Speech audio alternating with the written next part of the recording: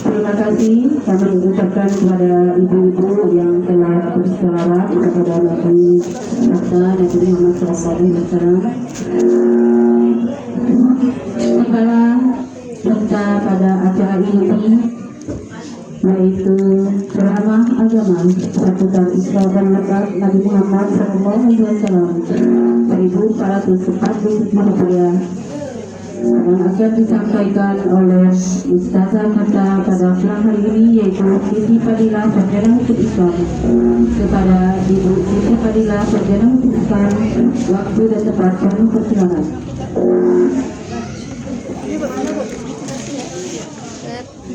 Ketis mana-mana.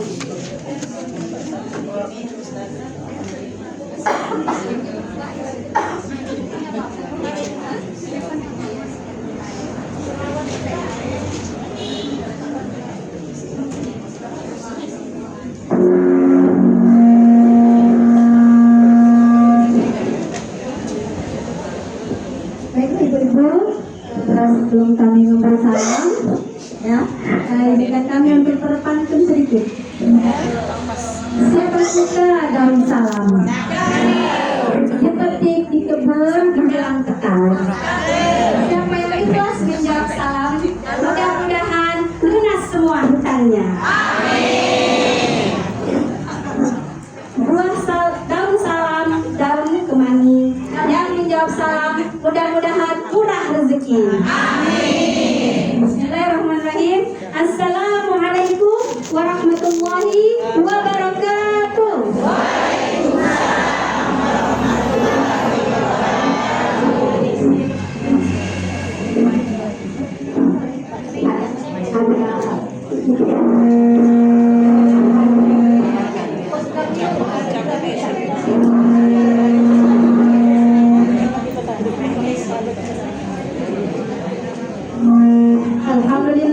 Alhamdulillahilladzi asra bi'abdihi lailan minal masjidil haram ilal masjidil aqsa.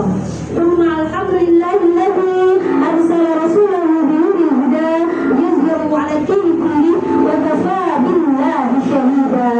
Asyhadu an la ilaha illallah wahdahu wa asyhadu anna Muhammadan 'abduhu wa rasuluhu la nabiyya ba'dahu. Mari bersama-sama, Allahumma shalli 'ala sayyidina Muhammad wa 'ala ali sayyidina Muhammad alladzi ahsana al-khulqi wa ajmala khalqi fil 'alamin wa 'ala alihi wa sahbihi.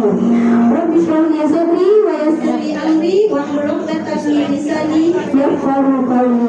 Rabbi zidna 'ilma warzuqna fahma amma ba'du.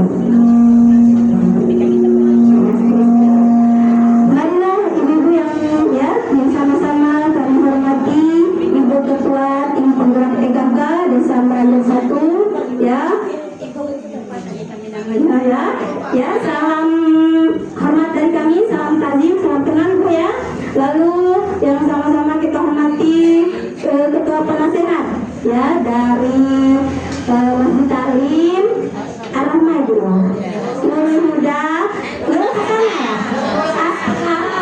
sana ya, kamarnya ya ada pakai tadi ya.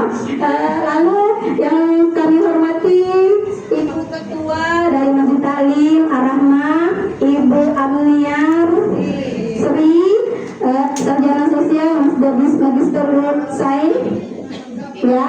Lalu yang kami hormati Ibu Ketua Pelaksana yang hari ini alhamdulillah ya berkenan untuk mengundang kami bersilaturahmi di sini di Mushola Rahmah, Ibu KPK ya. Terima kasih Bu sudah memberikan kami amanah dan percayakan kami. Lalu yang terhormat yang kami hormati yaitu seluruh ibu-ibu ketua dari Majelis Taklim Semerajat Semerajat ya.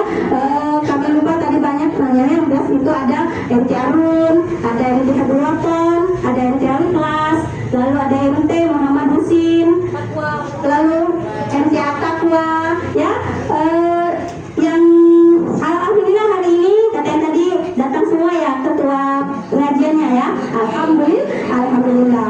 Lalu yang tak lupa pula yang kami banggakan, yang kami sayangi dan kami hormati seluruh jamaah ya, seluruh ibu-ibu jamaah salin semeranjat ya, yang meranjat 1, meranjat 2, meranjat hilir. Yang hari ini alhamdulillah ya, alhamdulillah hari ini sudah datang ke Mushola Rahmah dalam rangka untuk memeriahkan ya peringatan Hari Isra dan Mi'raj Nabi Muhammad SAW tahun 1447 Hijriah.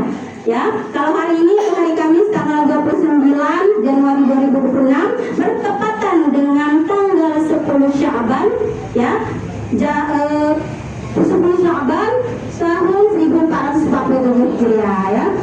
Alhamdulillah. Ya, kata pepatah itu tak kenal maka tak sayang, tak sayang maka tak cinta. Mungkin sudah banyak yang hafal ya. Tadi pembacara menyebutkan nama kami, lalu tadi ketua pelaksana menyebutkan nama kami, lalu ketua MT Ar-Rahman menyebutkan nama kami. Tapi tafdhol kiranya kalau tidak berkenalan terlebih dahulu. Nanti saya bicara di depan sini tidak tahu nanti ya ditanya pulangnya sama suaminya, sama anaknya. Bu, atau ma, tadi dari mana? Dari pengajian. Siapa yang penceramahnya? Lupa. Karena penceramahnya perempuan juga memperkenalkan diri ya. Itu. Jadi nama kami itu Siti Fadilah, tidak pakai H ya. Jadi biasanya itu Fadilah. Harusnya kalau bahasa Arab itu Fadilah, artinya keutamaan, kemuliaan. Tapi mungkin bapak kami lupa untuk menambahkan H setelah huruf D. Jadi Fadilah. Tapi jangan ditambahin Supari, ibu-ibu ya. Biasanya kalau Siti Fadilah Supari.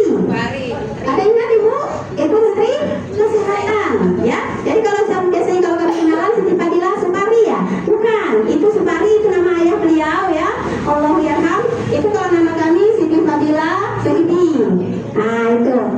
Jadi kami itu berasal dari Desa Payaran, bukan dari kelurahan. Kelurahan ibu ya, Kelurahan Payaman Barat, Kecamatan Payaman. Tapi kami ke asli orang Sekatiga. Ya, jadi orang Sekatiga aku ke. Nah, ya. Jadi kami itu merantau mengikuti suami ke desa. Kalau sekarang Kelurahan Payaman Barat ya. Lalu sehari-hari kami itu bekerja di kantor urusan agama sebagai penyuluh agama Islam. Jadi kami tuh ya kerjanya ya seperti ini, tapi levelnya agak sedikit jemaahnya. Ya ini jarang-jarang momen-momen tertentu. Ya kalau sedikit promo, kalau sebenarnya itu kami tuh sekantor dengan Ustadz Ramlan Ghazali. Nah kalau pasti kenal semua ibu ya, Ustadz Ramlan Ghazali. Jadi kalau ingin kenal kami lebih dekat boleh tanya nomor WA Ustadz Ramlan, atau boleh tanya dengan Ibu Ana, boleh beda karena beliau menyimpan nomor HP kami. Kalau seandainya ada yang nanya atau kurang jelas dari pemahaman kami hari ini ya, penjelasan kami hari ini. Baiklah, yang paling utama yang selalu tak lupa kita zikirkan, kita lantunkan, kita sebutkan dari lidah kita, dari lisan kita, yakni zikrullah ya. Karena kenapa? Karena dengan Allah kita mengingat bahwa betapa banyak sekali nikmat-nikmat Allah yang telah Allah berikan kepada kita, terutama detik ini, hari ini, saat ini, dan bahkan sampai saat ini Allah selalu memberikan kita nikmatnya banyak sekali nikmat ya. Di antara sekarang itu nikmat kesehatan ya, nikmat kesehatan, walaupun ada yang mungkin sakit kaki pada saat ini ya, atau mungkin agak-agak ngeluh dikit ya, faktor tuh malah. Tapi ya zikir itu tak melulu harus dengan kekuatan, dengan tenaga, karena apa, amalan yang ringan itu ringan pekerjaannya dan berat timbangan itu salah satunya adalah zikrullah ya. Ada diajarkan oleh Rasulullah SAW itu kepada sahabatnya, yaitu katanya itu, wahai sahabatku, wahai umatku, maukah kami ajarkan ya satu kalimat yang itu diajarkan oleh Jibril kepadaku ya, itu termasuk zikrullah dan juga zikir kepadaku. Kalimat apa itu? Kalimatnya la ilaha illallahul malikul haqqul mubin Muhammadur Rasulullah shadiqul wa'dil amin. Kata malaikat Jibril, siapa umatmu yang membaca kalimat ini, maka insya Allah akan diangkat kefakiran ya dari dirinya. Lalu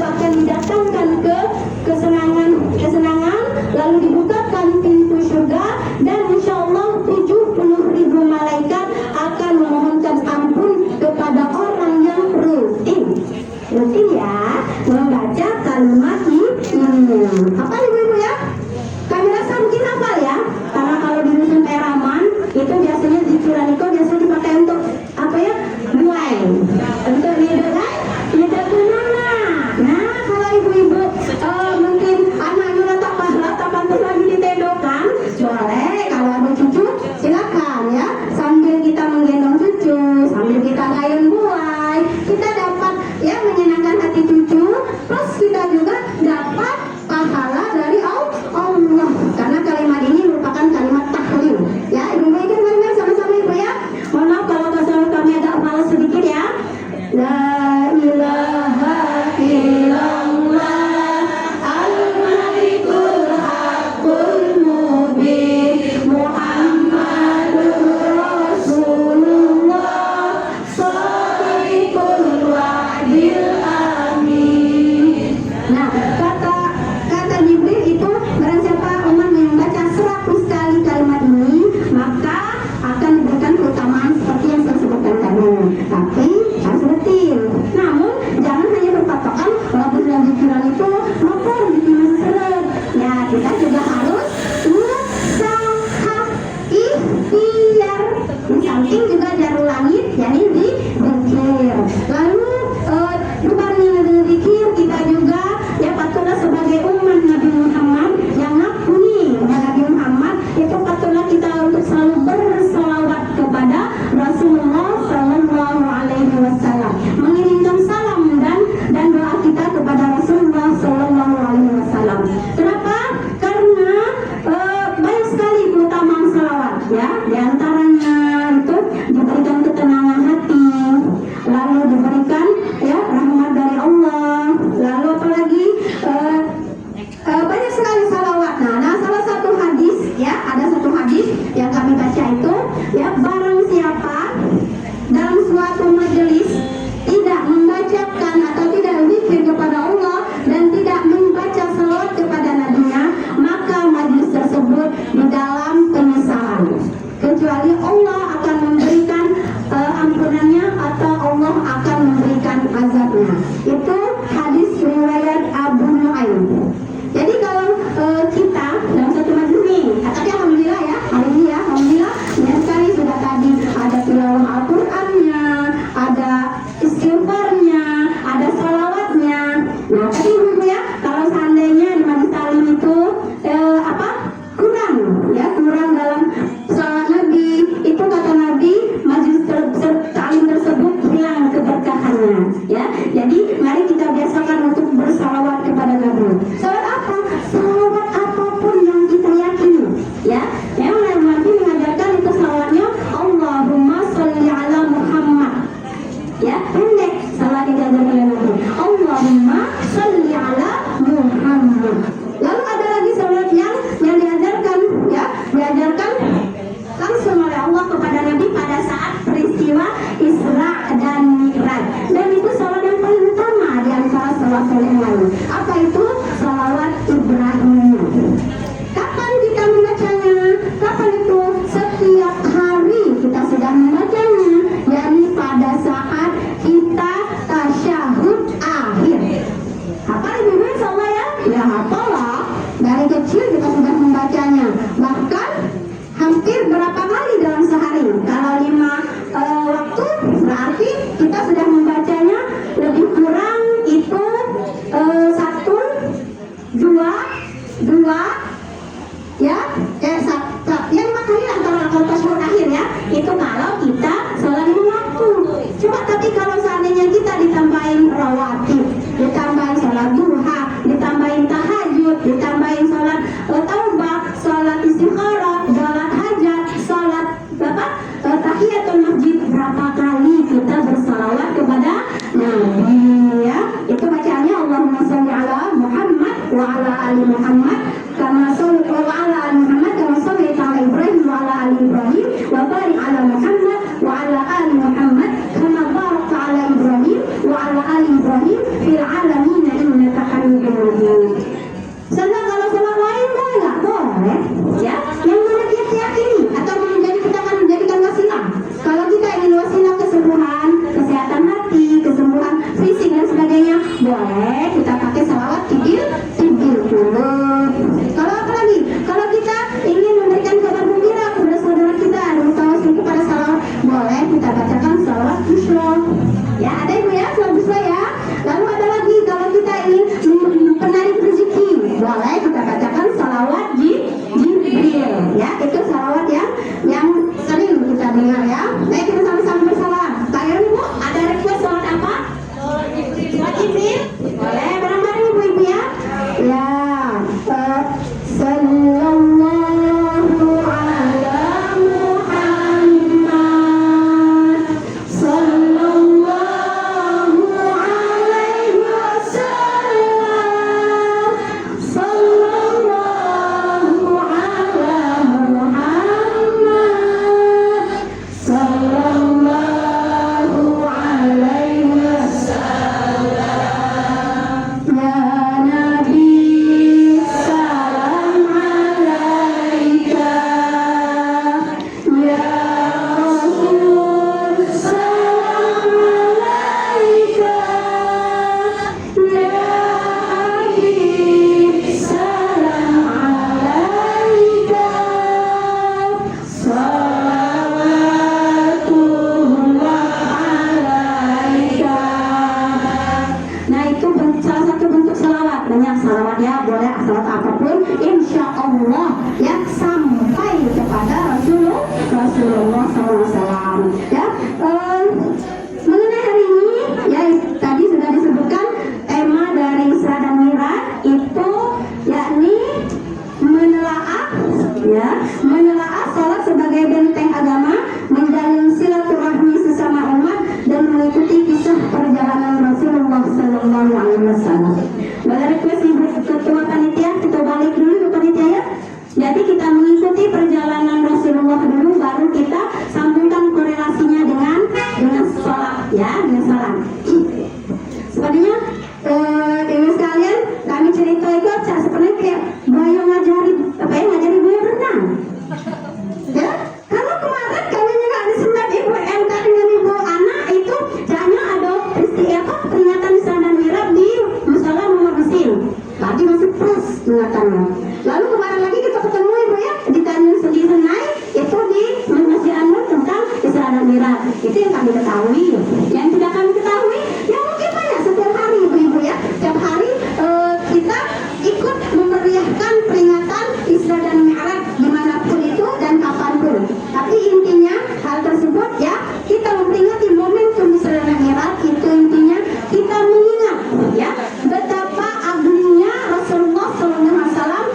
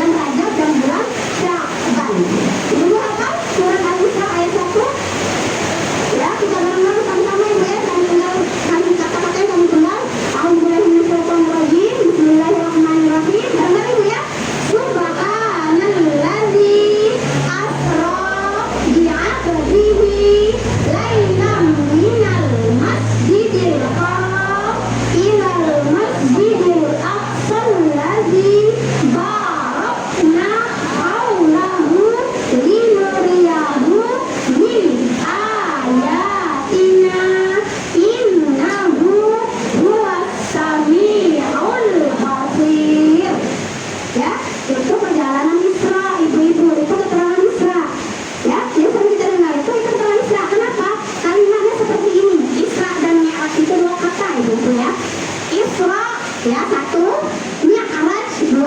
Ya, ada kan kita Isra Mi'raj. Itu 2 kegiatan Ibu-ibu. Isra itu artinya berjalan, Sara Yasri, dan sedangkan Mi'raj itu naik. Ya, Mi'raj artinya tempat naik. Nah, sedangkan surat Al-Isra itu menerangkan tentang Isra'nya saja. Ya, apa keterangan tentang Mi'rajnya itu kurang lebih tertuang dalam surat An-Najm ayat 13 sampai 18. Ya, kami nggak hafal ayatnya karena lumayan panjang. Jadi kan sebenarnya saya sebutkan ya, Bu ya. Inda sidratil muntaha wa laqad ra'ahu nazlatan ukhra.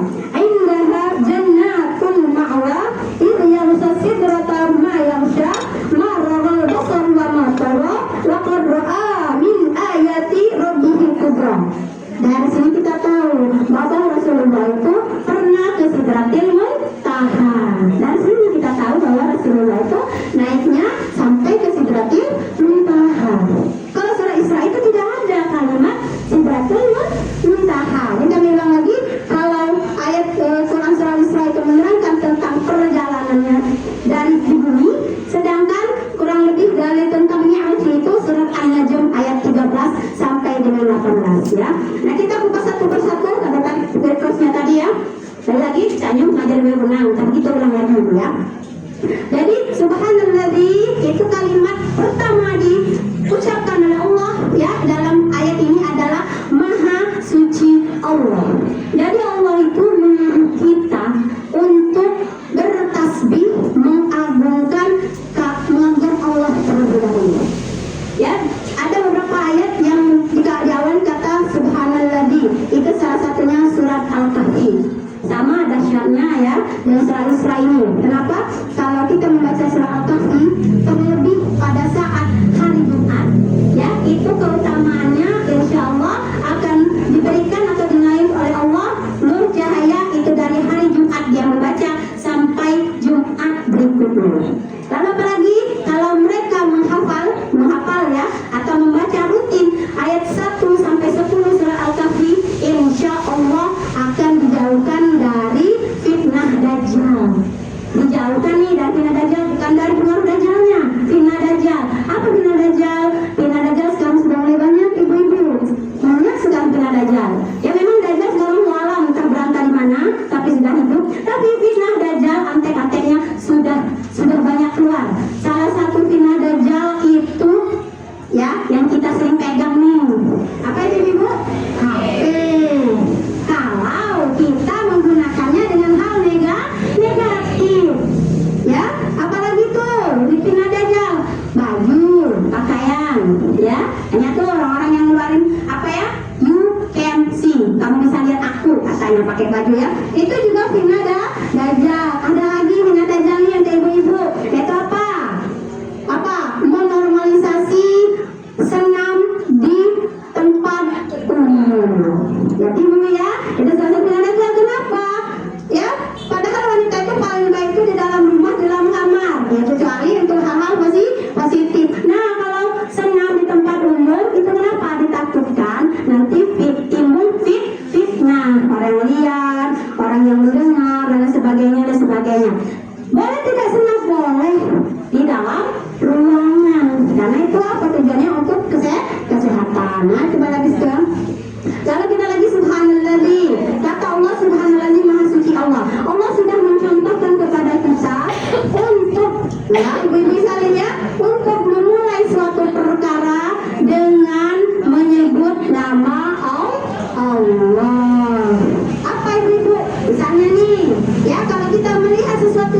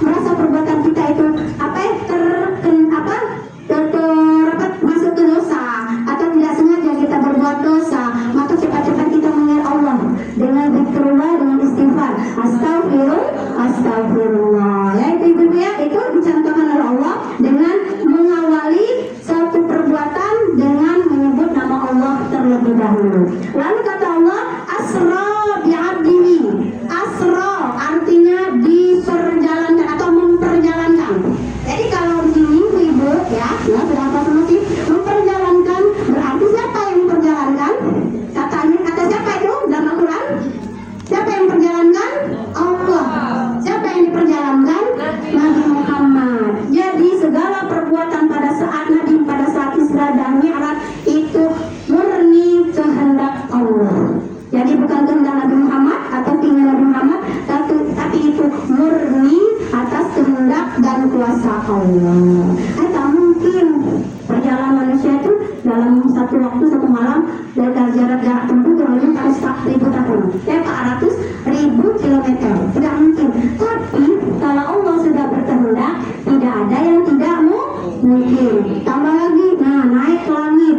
Bagaimana cara naik ke langit? Sampai ke langit ketujuh, sampai ke Baitul Ma'mur, sampai ke Surga Muntaha, tidak mungkin. Kalau akal sehat kita. Tapi kalau Allah berkehendak, semuanya pasti mungkin. Dan kita sebagai orang Muslim hanya satu kewajiban kita, mengimani hal kejadian Isra dan Mi'raj. Karena itu salah satu bagian dari yu'minuna bil ghaibi. Ya, percaya kepada hal yang gaib, yang di luar kemampuan akal dan pikiran kita. Itu satu. Lalu bi'abdihi, hambanya. Siapa di sini hambanya? Rasulullah. Lailam. Nah, sini pasti ya, tidak ada perdebatan bahwa Isra dan Mi'raj itu terjadi malam. Tidak ada perdebatan Isra dan Mi'raj itu terjadi pada waktu siang, waktu sore, ya. Tapi itu waktu malam.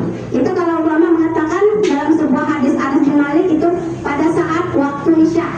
Jadi kira-kira Isya. Karena semua belum tuh dapat wahyu untuk sholat. Kok bisa tahu waktu Isya? Kira-kira saja ibu-ibu ya, waktu Isya. Tapi kira-kira jam berapa? Jam 8 bisa jadi. Pokoknya waktu sudah menjelang matahari sudah hilang sama sekali ya. Itu sudah gelap gulita. Lalu minal Masjidil Haram, dari Masjidil Haram. Gimana ibu-ibu? Gimana Masjidil Haram? Di Mekah. Ilal Masjidil Aqsa. Di mana? Di Palestina, ya. Apa tujuan Allah? Linuriyahu, untuk alladzi barakna haulahu, yang diberkahi di sekelilingnya. Nah, itu kita lihat dulu. Kenapa Allah memilih dari Mekah ke Madinah? Tidak memilih dari Mekah ke dari Mekah ke Palestina, kenapa tidak memilih dari Mekah ke mana kira-kira? Paris ya?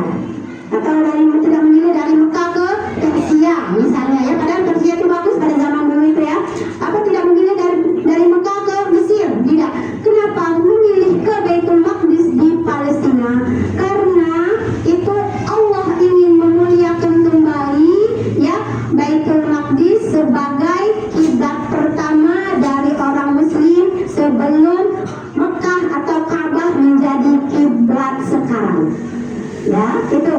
Jadi ibu, Baitul Maqdis itu awalnya adalah kiblat bagi orang Muslim sebelum turunnya Nabi Muhammad Sallallahu Alaihi Wasallam.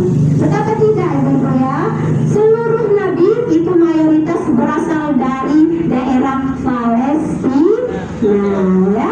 Nah, kenapa bisa tahu awalnya Baitul Maqdis itu menjadi kiblat setelahnya menjadikan Ka'bah? Karena ada peristiwa pada saat itu Rasulullah lagi sholat, ya, lalu setelah itu Rasulullah sholat menghadap ke Baitul Maqdis, lalu turunlah wahyu Allah untuk mengganti arah kiblat Rasulullah itu ke arah Ka'bah. Kalau ibu-ibu pernah nih ke umrah atau haji, itu ada di Madinah namanya Masjid Qiblataini. Nah, kenapa dikatakan masjid dua kiblat? Karena Rasulullah pernah pada saat satu waktu itu sholat dulu di Masjid Baitul Maqdis, menghadap ke Baitul Maqdis kiblatnya, lalu turun wahyu, Rasulullah sholat lagi 2 rakaat menghadap ke Ka'bah di kota